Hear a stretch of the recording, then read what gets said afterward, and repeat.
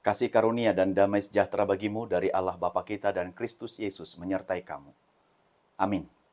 Bapak, Ibu, dan saudara-saudari yang terkasih dalam nama Tuhan kita Yesus Kristus, firman Tuhan bagi kita dalam ibadah pertangyangan malam hari ini, tertulis dalam kitab Injil menurut Matius pasal 8, ayat 5 hingga ayat 13. Demikian. Ketika Yesus masuk ke Kapernaum, datanglah seorang perwira mendapatkan dia dan memohon kepadanya, "Tuan, hambaku terbaring di rumah karena sakit lumpuh, dan ia sangat menderita." Yesus berkata kepadanya, "Aku akan datang menyembuhkannya." Tetapi jawab perwira itu kepadanya, "Tuan, aku tidak layak menerima Tuan di dalam rumahku. Katakan saja sepatah kata maka hambaku itu akan sembuh. Sebab aku sendiri seorang bawahan, dan bawahanku ada pula prajurit. Jika aku berkata kepada salah seorang prajurit itu pergi, maka ia pergi. Dan kepada seorang lagi datang, maka ia datang. Ataupun kepada hambaku kerjakanlah ini, maka ia mengerjakannya." Setelah Yesus mendengar hal itu, heranlah ia dan berkata kepada mereka yang mengikutinya, "Aku berkata kepadamu, sesungguhnya iman sebesar ini tidak pernah aku jumpai pada seorang pun di antara orang Israel. Aku berkata kepadamu, banyak orang akan datang dari timur dan barat, dan duduk makan bersama-sama dengan Abraham, Ishak dan Yakub di dalam kerajaan surga. Sedangkan anak-anak kerajaan itu akan dicampakkan ke dalam kegelapan yang paling gelap. Di sanalah akan terdapat ratap dan kertak gigi." Lalu Yesus berkata kepada perwira itu, "Pulanglah dan jadilah kepadamu seperti yang engkau percaya." Maka pada saat itu juga sembuhlah hambanya. Demikian firman Tuhan. Bapak, Ibu, dan saudara-saudari yang dikasihi oleh Tuhan Yesus Kristus, Tuhan memerintahkan kita untuk menjadi berkat. Tuhan memerintahkan kita untuk menjadi berkat. Itu sebabnya ada ungkapan yang mengatakan memberi tidak akan membuat Anda menjadi miskin. Karena memang perintah dari Tuhan kita itu, kita harus menjadi berkat. Kenapa menjadi berkat? Karena sesungguhnya berkat itu datangnya dari Tuhan, dan Allah menghendaki berkat yang kita terima itu harus mendatangkan kemuliaan bagi Allah. Berkat bagi orang lain, dan dapat juga berbagi kepada orang lain melalui berkat-berkat yang kita terima, yang kita peroleh dari Tuhan. Itu sebabnya berkat itu tidak diberikan tidak hanya untuk diri kita sendiri, berkat itu tidak hanya kita nikmati sendiri, tetapi ketika Tuhan memberikannya bagi kita, Tuhan juga mau kalau kita berbagi berkat-berkat yang diberikan itu kepada sesama, kepada orang lain, dan kepada siapapun yang membutuhkan. Demikian juga dengan firman Tuhan pada malam hari ini, setelah Yesus menyembuhkan seorang sakit kusta, Yesus menyembuhkan hamba seorang perwira di Kapernaum. Seorang perwira datang mendapatkan Yesus, memohon kepadanya. Kita lihat tadi bahwa dia berkata, "Tuhan, hambaku berbaring di rumah karena sakit lumpuh, dan ia sangat menderita." Seorang perwira yang peduli kepada hambanya. Walaupun ia tergolong orang penting, orang terpandang, dan orang terhormat, tetapi dia peduli kepada bawahannya, kepada anggotanya, kepada orang yang mungkin orang lain menganggap itu tidak ada apa-apanya. Tetapi seorang perwira itu peduli. Kalau kita melihat atau menyaksikan kondisi orang-orang yang punya jabatan, yang punya pangkat, punya kedudukan, tidak memperdulikan orang-orang yang paling hina atau yang bawahan mereka, tetapi seorang perwira ini peduli dengan seorang hambanya, bawahannya. Namun penting baginya sampai datang kepada Tuhan Yesus untuk memohon kesembuhan dari hambanya itu karena dia lihat bahwa hambanya itu sakit, lumpuh, dan sangat menderita. Karena itu tergerak hatinya untuk meminta kepada Tuhan, memohon kepada Tuhan Yesus supaya Yesus menyembuhkannya, supaya Yesus memberikan kesembuhan kepada hambanya itu. Kenapa dia mau? Padahal Dia adalah seorang ternama, dia adalah seorang terpandang. Bukankah dia bisa menyuruh orang lain atau prajurit-prajuritnya untuk melakukan itu dan memanggil Yesus ke rumahnya? Karena jelas-jelas kita tahu bahwa ketika itu Yahudi, Israel itu di bawah kekuasaan dari Romawi. Jadi sebenarnya Israel itu, orang-orang Yahudi itu tidak bisa berkata dan berbuat apa-apa karena mereka di bawah kekuasaan Romawi. Maka bisa saja sebenarnya seorang perwira itu menyuruh bawahannya, menyuruh orang lain atau prajurit-prajuritnya untuk memanggil Yesus datang ke rumahnya. Tapi dia tidak melakukannya karena apa? Dia sendiri yang datang kepada Tuhan Yesus untuk bermohon supaya Yesus menyembuhkan bawahannya yang sakit itu. Jadi itu berangkat dari kepeduliannya. Itu berangkat dari ingin memanusiakan manusia. Di mana pada waktu itu sering terjadi perlakuan bahwa seorang hamba itu diperlakukan semena-mena dan sewenang-wenang tuannya, apalagi sudah sakit-sakitan, apalagi sudah menderita, ini bisa saja dibuang atau menunggu kematiannya. Seorang hamba yang kalau tidak punya kekuatan lagi, sudah mulai tua, tidak dapat lagi bekerja dengan maksimal kepada tuannya, itu bisa dibuang atau dijual atau ditukar dengan yang lain. Maka pada waktu itu orang pun bisa dijual atau dibuang jika tidak bermanfaat lagi bagi tuannya. Jadi sebenarnya jauh dari situ kita mau lihat seorang perwira ini mau menunjukkan dan Yesus mau menunjukkan kepada orang-orang di situ bahwa kemudian hendaklah manusia itu memanusiakan sesamanya manusia. Hendak menegur praktik yang mana seorang hamba itu juga adalah manusia sama dengan seperti kita ini sendiri. Dan ketika dia tidak memiliki kekuatan dan tidak memiliki tenaga yang cukup lagi untuk membantu, bukan berarti dibuang.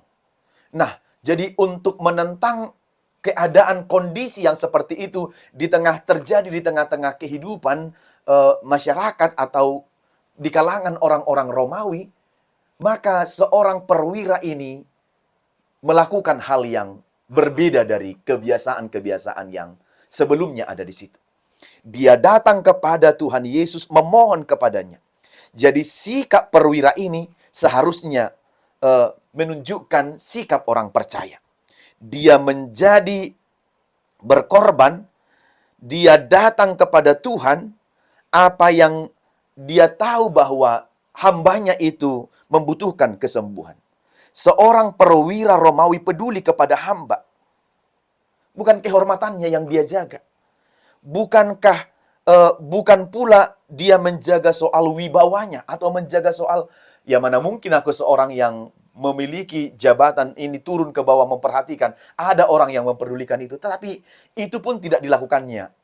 Karena dia peduli dengan seorang hambanya yang sangat menderita itu.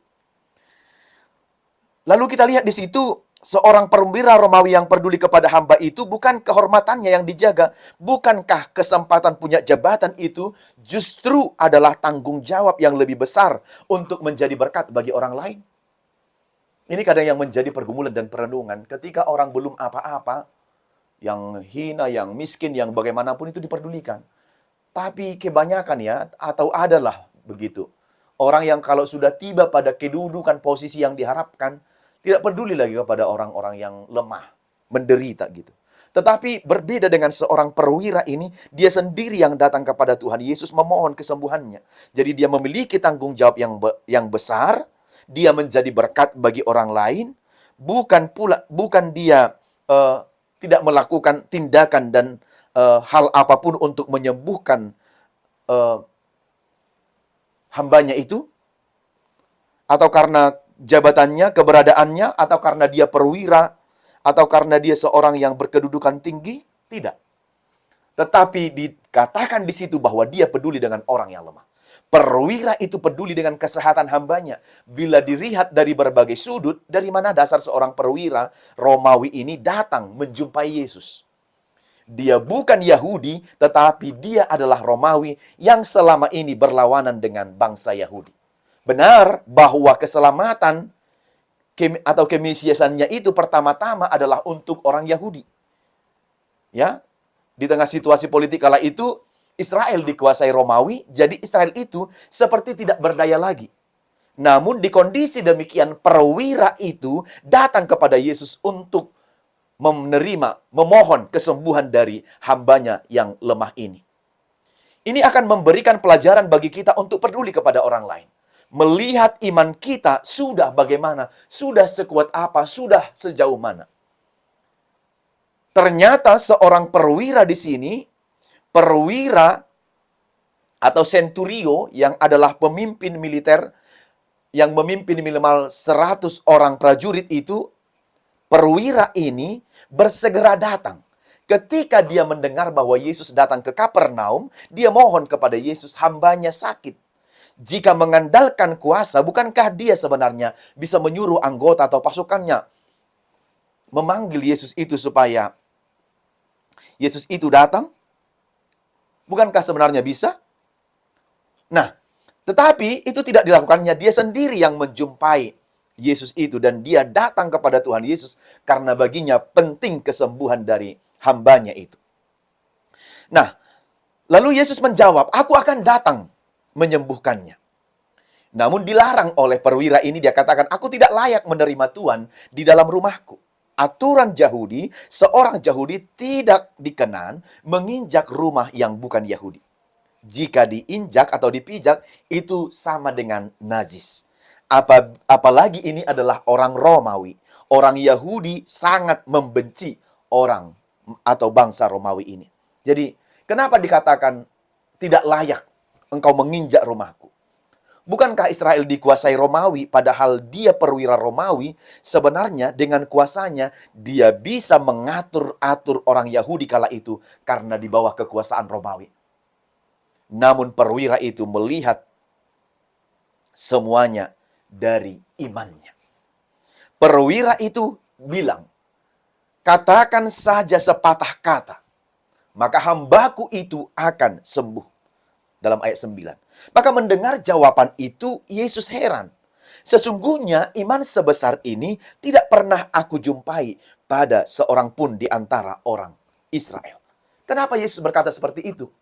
Karena sekian lama dia sudah menyampaikan tentang kuasa Bapa kepada orang-orang Israel. Mereka tidak langsung bisa percaya ketika Yesus membicarakan dan berkata seperti itu. Bahkan mereka, orang-orang Yahudi, sering harus melihat tanda-tanda dulu, baru mereka mau percaya. Kalau sebelum mereka melihat tanda, mereka tidak mau percaya. Tetapi seorang perwira ini yang tadinya belum percaya, dengan seketika ketika dia datang kepada Tuhan Yesus, dia percaya mengatakan bahwa hambanya itu sembuh, pergilah nanti setelah engkau pulang, maka di rumah hambamu itu akan sembuh. Dia segera percaya dan dia mengatakan, katakan saja satu kalimat, maka hambaku itu akan sembuh. Aku saja yang masih bawahan ini, punya bawahan juga. Ketika aku bilang pergi, dia pergi. Ketika aku bilang datang, dia datang. Apalagi dengan engkau. Cukup hanya satu kata, engkau bisa menyembuhkan hambaku itu. Dari situ jelas bahwa dia percaya melalui ucapan kuasa Tuhan itu bisa terjadi. Melalui ungkapan Yesus itu akan berkuasa menyembuhkan hambanya yang sakit lumpuh kini di rumah dan sedang menderita kesakitan itu. Dia percaya betul bahwa Tuhan Yesus bisa melakukannya untuk hambanya itu.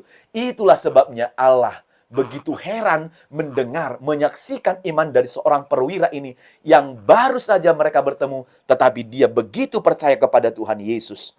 Dan itu tidak dijumpainya dalam iman orang Israel. Benar, bukan karena agama orang selamat, tetapi karena iman.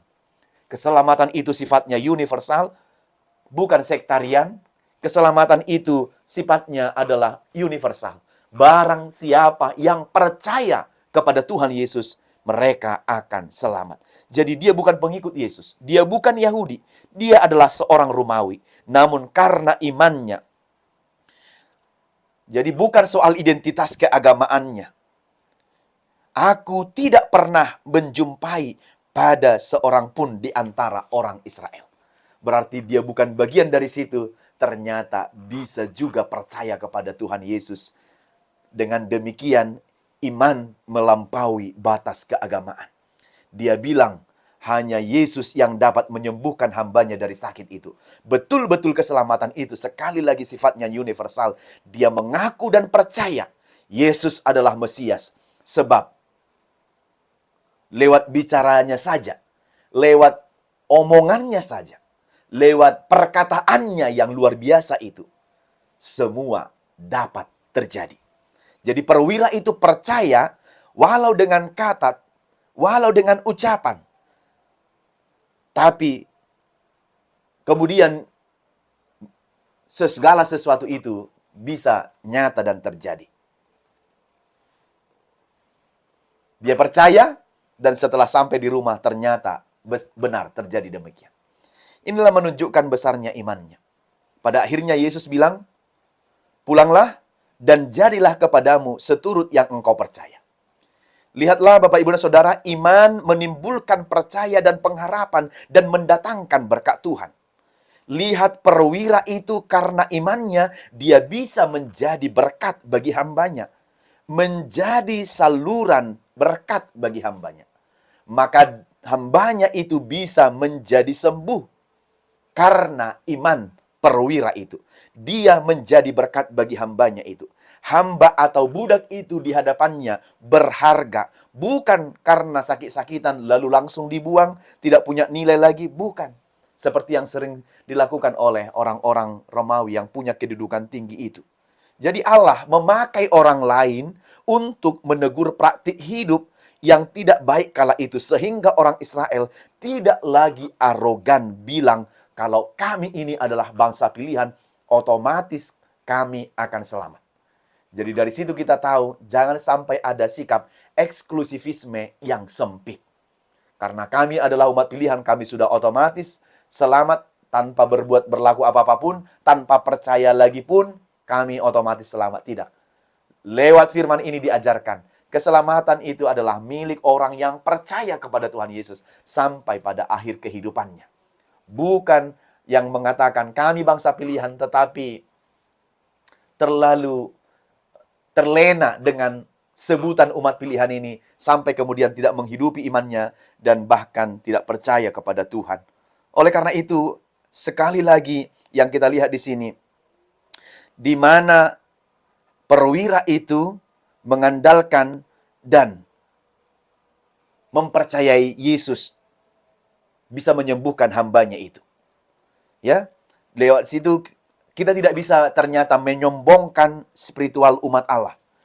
Jadi jangan sampai terjadi kesombongan spiritual, eksklusivisme yang sempit, keselamatan universal bagi semua bangsa yang percaya kepadanya selamanya. Lihat betapa seorang bangsa lain menjadi saluran berkat keselamatan yang meminta belas kasih kepada yang memohon kepadanya sehingga hambanya itu sembuh. Jadi lewat orang lain juga, lewat kepercayaan dan iman orang lain, kita bisa menolong, menyembuhkan yang lain yang sedang bergumul dalam kesakitan. Asal kita tetap percaya penuh kepada Tuhan, bahwa Tuhan Yesus sanggup melakukan itu semua dalam kehidupan kita dan kehidupan orang yang kita doakan dan yang kita tolong. Terakhir pada ayat yang ke-12. Mau dikatakan jangan karena keeksklusivismean yang sempit itu merasa sudah mereka akan otomatis selamat tanpa percaya atau melakukan hal-hal yang di luar yang dikehendaki oleh Tuhan. Ternyata perwira itu pulang dan benar hambanya itu sudah sembuh dan sudah sehat. Inilah berkat kuasa perkataan Tuhan Yesus itu. Maka seorang perwira ini, seperti topik minggu kita, sudah menjadi berkat di dalam Tuhan. Dia sudah menjadi berkat kepada hambanya itu. Dia sudah menjadi berkat kepada rumahnya itu. Dan dia menjadi berkat kepada orang lain. Bukankah ini juga yang kita rindukan? Bagaimana kita supaya menjadi berkat? Setelah kita, atas pengenalan kita kepada Tuhan, kita menjadi berkat bagi banyak orang. Tidak hanya untuk diri kita sendiri, seperti yang saya sebut tadi di awal dari khotbah ini. Karena itu apa yang mau disampaikan firman ini bagi kita. Yang pertama, milikilah iman yang murni dan teguh kepada Tuhan. Perwira itu datang mendapatkan Yesus, datang dalam kerendahan hati, bahwa dia mengandalkan Yesus dalam hidupnya. Tidak mengandalkan dirinya sendiri, maka dia memperoleh, hambanya itu memperoleh kesembuhan. Sekali lagi, miliki iman yang murni dan teguh. Yang kedua, melalui percaya kita kepadanya, maka kita akan memperoleh kesembuhan yang daripada Tuhan. Apapun yang kita alami sekarang, penyakit apapun itu, baik yang menahun, baik sakit karena hati kita, atau pergumulan kita, dengan iman percaya kita kepadanya, maka kita akan menerima kesembuhan dari Tuhan di dalam perlindungan dan penyertaan-Nya. Yang ketiga, menjadi berkat bagi sekitar kita. Maka jadikanlah hidup kita ini menjadi berkat bagi orang lain. Menjadi berkat bagi orang-orang lemah, bagi orang sakit, bagi orang bergumul. Menjadi sukacita bagi sekitar kita. Dari sini kita lihat seorang tuan menjadi berkat bagi hambanya dan bagi orang lain di sekitarnya. Bukankah itu yang kita rindukan? Maka ketika kita hidup, katakanlah, oh Tuhan, pakailah hidupku menjadi berkat bagi orang lain, bagi sesama, dan bagi banyak orang. Amin. Tuhan Yesus memberkati.